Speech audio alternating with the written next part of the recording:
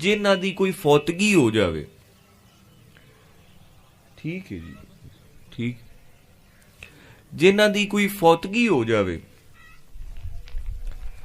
वो जनाजा तां पढ़ा लवेण, लेकिन जेड़े करीबी लोग जनाजा इत्थे पढ़ावना चाहवेण वो वैसे बिस्मिल्लाह इत्थे ले आवन।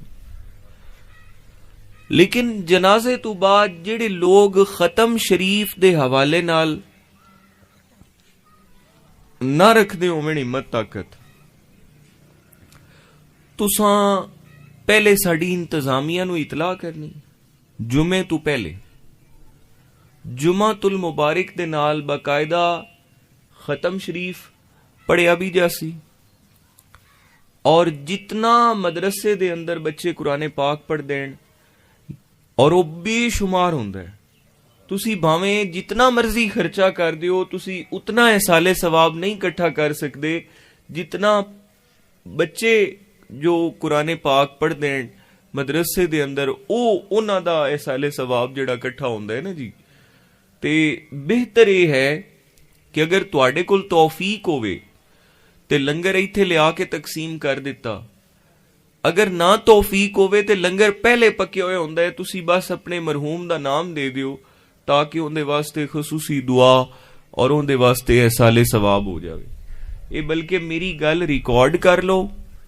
ये रिकॉर्ड करके इनू मजीद फैला दियो ताकि ये तमाम जो लोग इस दे विच शामिल होना चाहवें वो शामिल होवें।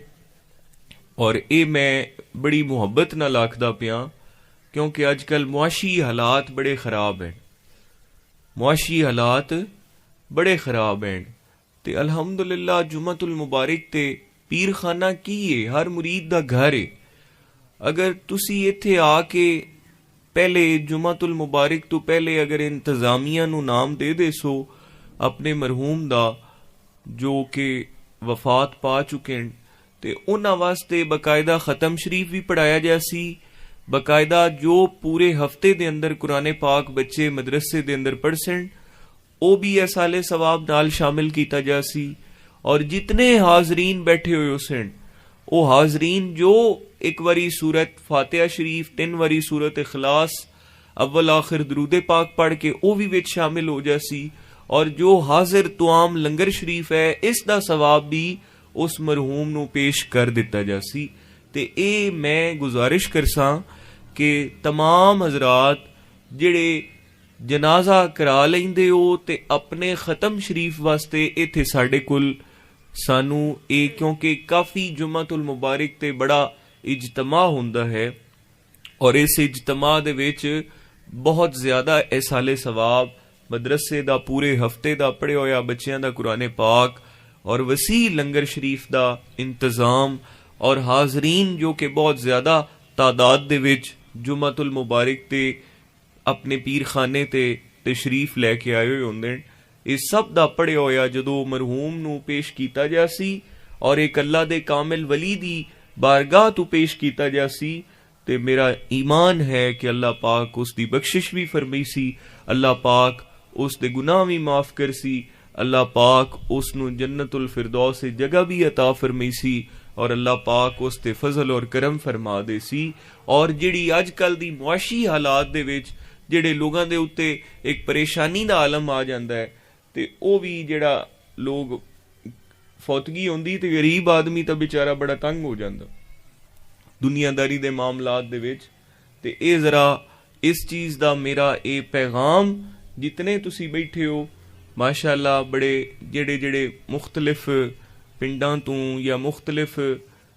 इलाकियां तू तुसी बकायदा अपने अपने पिंडां दे विच जाके ए ऐलान करवावना है, बल्कि इंतजामिया दे लोग बैठे इंतजामिया दे लोग बैठे और तुसी अपने अपने इलाके च भी ऐलान करवावना है। हर पिंड च मेरा पैगाम पहुंचाओ, हर महल्ले च हर जगह ते पैगाम पहुंचाओ, ऐलान करवाओ और ये पैगाम इनू आम करो ताकि जिहड़े लोग